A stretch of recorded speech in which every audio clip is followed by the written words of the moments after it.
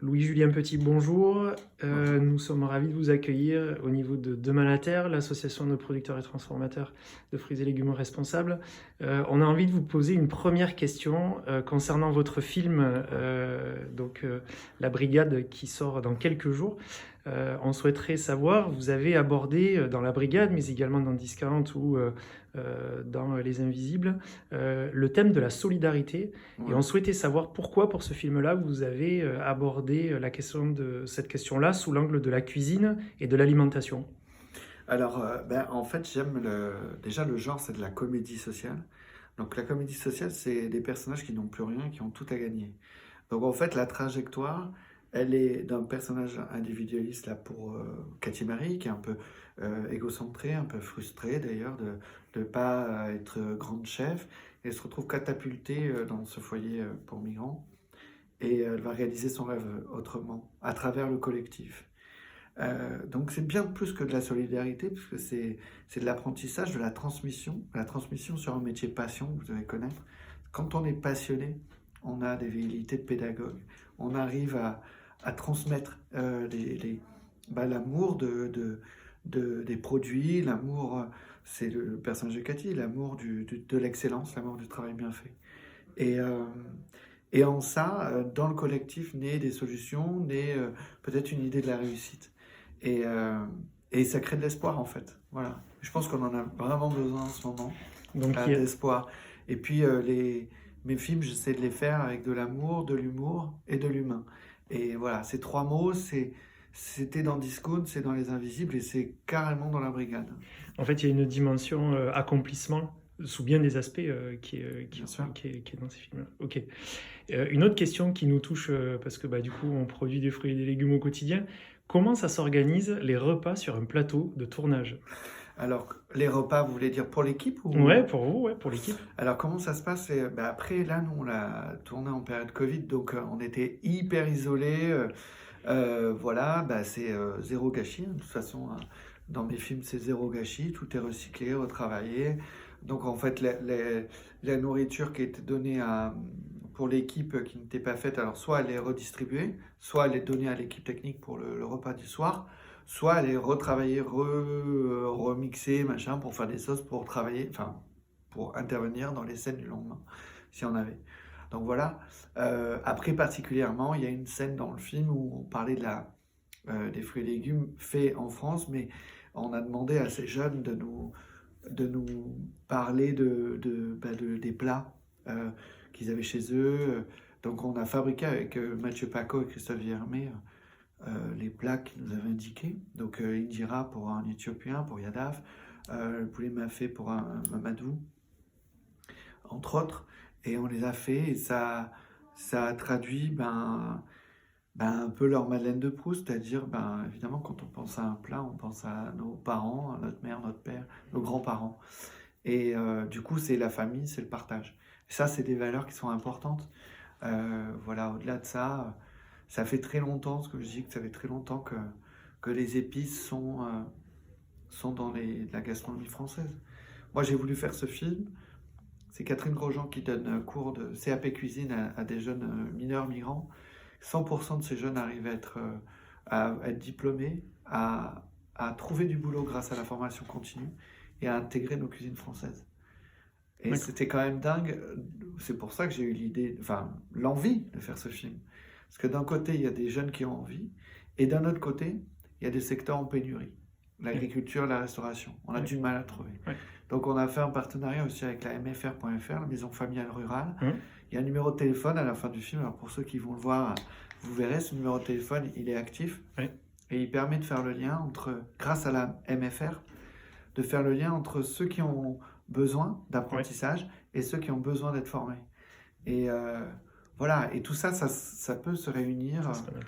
et voilà, dans l'agriculture, dans la restauration et dans beaucoup de secteurs en pénurie aujourd'hui Ok. en France. Donc il y a vraiment.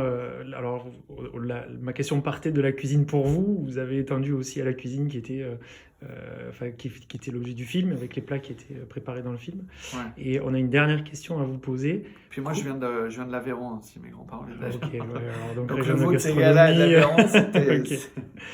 Et une dernière question, revenir sur la question de la solidarité alimentaire. Selon vous, comment vous voyez les choses? Comment chacun, à son niveau, peut contribuer à cette solidarité alimentaire? Vous disiez tout à l'heure qu'on en a grandement besoin. Comment, selon vous, chacun, à son niveau, peut contribuer à ça? Ben c'est ça, il y a aussi un constat, comme disait Coluche avec les Restos du Cœur ou quoi, c'est qu'il y a de plus en plus de dons, mais malheureusement, s'il y a de plus en plus de dons, c'est qu'il y a de plus en plus de gens à la rue. Ok. On peut tous contribuer à quelque chose. Déjà, la solidarité alimentaire, elle est aussi dans le gaspillage, enfin dans l'anti-gaspi. Parce qu'il y a beaucoup de choses, elle vient aussi dans le circuit court. Et dans les choses, j'ai l'impression que c'est en train de changer, ça. Qu'après le Covid, on a quand même enfin, en tout cas pour ma part, pour ma famille, pris conscience du circuit court, de nos primeurs, de nos bouchers, nos charcutiers, enfin nos bouchers, nos poissonniers qui sont juste proches de nous. Et puis avoir l'empreinte carbone, savoir ce que c'est, manger la viande. Donc moi j'aime la solidarité, j'aime ce qui se partage en fait. Voilà. Et pour faire ça, il faut faire la cuisine. C'est vrai. Donc, c'est un bon vecteur de partage. Ben oui, c'est un vecteur de partage, mais pour ça, il faut la fabriquer, la cuisine. Ouais. Et en fait, quand on fait la cuisine, déjà, il y a moins de gaspillage, on consomme moins, on a une empreinte carbone qui est moindre, et puis surtout, on est vecteur de partage, de conversation, de communion, et ça, c'est chouette. Donc moi, elle se passe à ce petit niveau, cette solidarité, en tout cas en famille. Ensuite, lorsqu'elle est dehors, il y a une association que j'adore, qui est MIA, Mouvement d'intermittents d'aide aux autres, qui est à Paris en l'occurrence, et qui propose aux intermittents qui ont du temps, lorsqu'ils ne travaillent pas, de faire la cuisine et de faire les maraudes, les donner. Mais il y a plein d'associations qui font ça. On s'est rapproché du film, pour le film, de Refugees Food, du Réchaud, des Custom Migrateurs. Et c'est des associations qui se bataillent au quotidien pour montrer la force de la cuisine, faite souvent par des réfugiés. Et elles se partagent, et elles partagent les saveurs, les cuisines, enfin les saveurs, pareil, comme je vous l'ai dit, les souvenirs, la famille. Souvent des personnes qui ont été déracinées, donc quand on le voit, comme dans le film, en fait, on recrée sa famille autrement. Et je trouve qu'à travers un repas, c'est ça la solidarité, c'est qu'elle se recrée dans une famille autrement. Celle qu'on a choisie souvent, les amis. Voilà, je ne sais pas si j'ai bien répondu à la question. Vous avez parfaitement bien répondu à la question. En plus, c'est des valeurs qui nous touchent, nous, au niveau de Malater, la solidarité alimentaire, la protection de l'environnement, bien évidemment, le partage sous toutes ses dimensions. Donc voilà, encore un grand merci d'avoir répondu à nos 3 questions. Et puis on souhaite... On se retrouve le 23 mars en salle, alors, c'est ça? Exactement, et j'allais vous dire, on souhaite une belle réussite au film. Merci encore.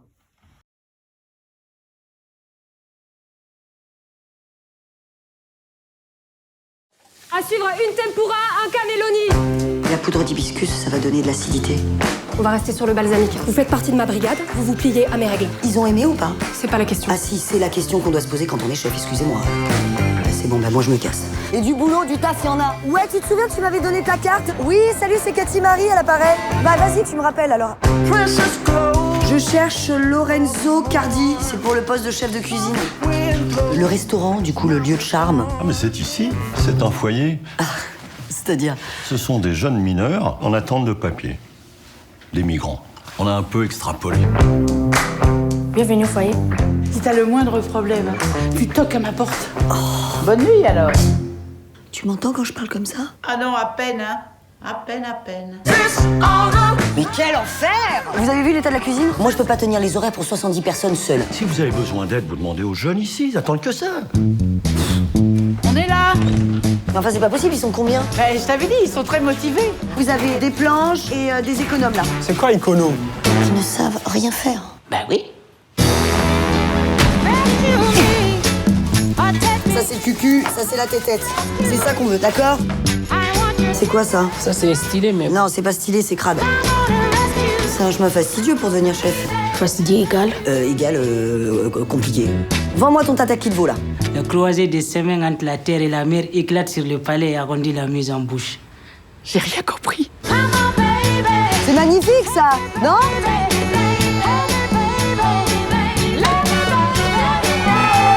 Comment ça se passe à la plonge? Fastidié, chef. Façonnez Parce qu'on est une brigade.